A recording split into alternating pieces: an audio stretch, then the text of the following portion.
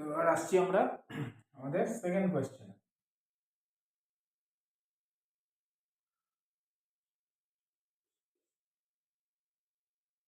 (125 to the power -2) 125 টা ব্র্যাকেটের মধ্যে আছে ইনটু ব্র্যাকেটে 16 হোল টু দি পাওয়ার -3/2।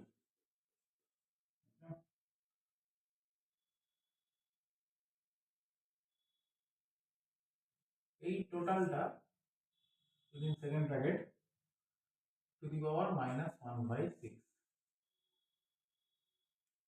ঠিক আছে, তো 125 কে আমরা কি লিখতে পারি, ইকুয়াল টু 5 কিউব লিখতে পারি, কারণ 5 into 5 into 5 equal to 325 into 5 125। so 5 cube whole to the power -2 into এটাকে আমরা 4 স্কয়ারও লিখতে পারি to the power -3/2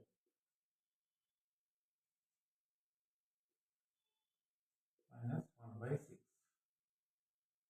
তো এখানে কোনো ক্যান্সেলেশন হচ্ছে না, তো জাস্ট পাওয়ারে নরমালি কি হয়, মাল্টিপ্লিকেশন হয়, তো আমরা মাল্টিপ্লিকেশনটা করে দেবো, কিন্তু স্টেপটা আমাদের দেখাতে হবে।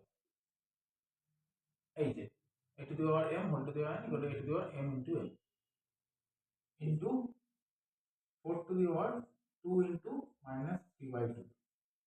সেম ফর্মুলা এখানে অ্যাপ্লাই করি। যেহেতু ফার্স্ট ব্র্যাকেট আমাদের কাজ কমপ্লিট, তো আমরা সেকেন্ড ব্র্যাকেটটা এখানে আর প্রয়োজন হচ্ছে না, এখানে আমরা ফার্স্ট ব্র্যাকেট ইউজ করব, হোল টু দি পাওয়ার -1/6। ওকে, তো পরে রইল 5 টু দি পাওয়ার -6, 3 ইনটু -2 করলে -6 হয়। আচ্ছা, এখানে 2 আর 2 ক্যান্সেল হয়ে গেল, তো পরে থাকলো 4 টু দি পাওয়ার -3, এই টোটালটা হোল টু দি পাওয়ার -1/6।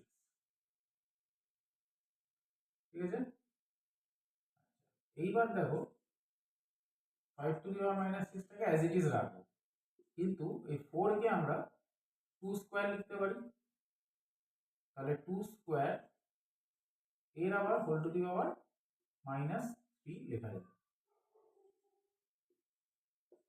-1/6 টা বাইরে যাবে।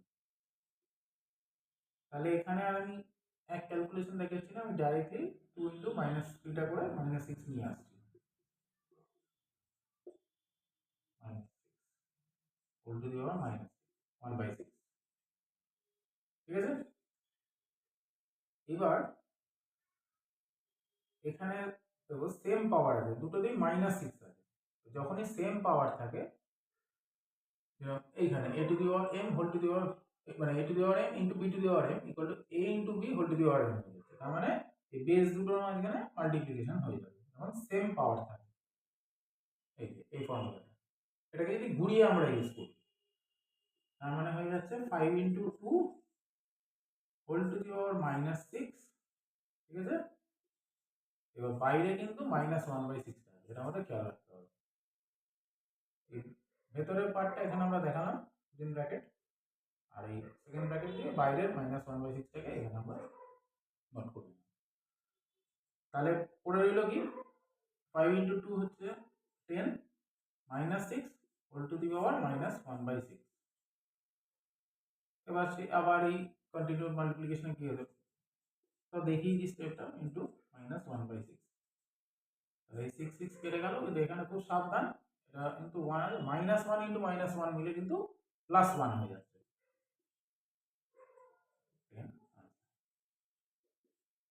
আচ্ছা, এবার ভেরিফাই করে নিই।